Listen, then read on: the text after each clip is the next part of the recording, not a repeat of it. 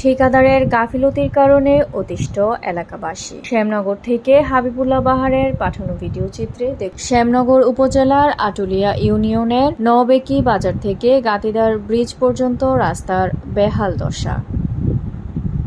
ধুলা ও বালির কারণে জনসাধারণের ভোগান্তি পৌঁছে গেছে।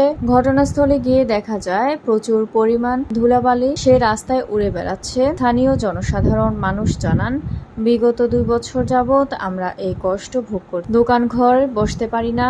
নাকের মধ্যে ধুলাবালির কারণে শ্বাসকষ্ট বেড়ে। রাস্তার উপর এত পরিমাণ ধুলা যে আমাদের এলাকা ছেড়ে যাওয়া ছাড়া আর কোনো বিকল্প পথ নাই। পথচারীরা জানান যে ঠিকাদারের সঠিক সময়ে কাজ করতে না পারার কারণে আমাদের এই ভোগান্তি পোহাতে হচ্ছে। আমরা সরকারের ঊর্ধ্বতন কর্মকর্তার কাছে আবেদন করছি যে আমাদের সঠিক সময়ের মধ্যে কাজটি শেষ করে দেওয়ার জন্য আর ভবিষ্যতে এমন ঠিকাদারের কাজ না দেওয়ার জন্য সংশ্লিষ্ট ডিপার্টমেন্টে অনুরোধ জানাচ্ছে। আটুলিয়া ইউপি চেয়ারম্যান আলহাজ আবু সালেহ বাবুর কাছে জানতে চাইলে তিনি বলেন, আমি বারবার ঠিকাদারের কাছে বলার সত্ত্বেও কাজটি হচ্ছে না। উপজেলা মাসিক মিটিং ও আমি এই বিষয়ে কথা বলেছি। এদিকে ঠিকাদার নুরুল হক মোল্লার সাথে কথা বললে তিনি জানান এই মাসের মধ্যে কাজ শেষ করা হবে বলে আমাদেরকে আশ্বস্ত করেছেন।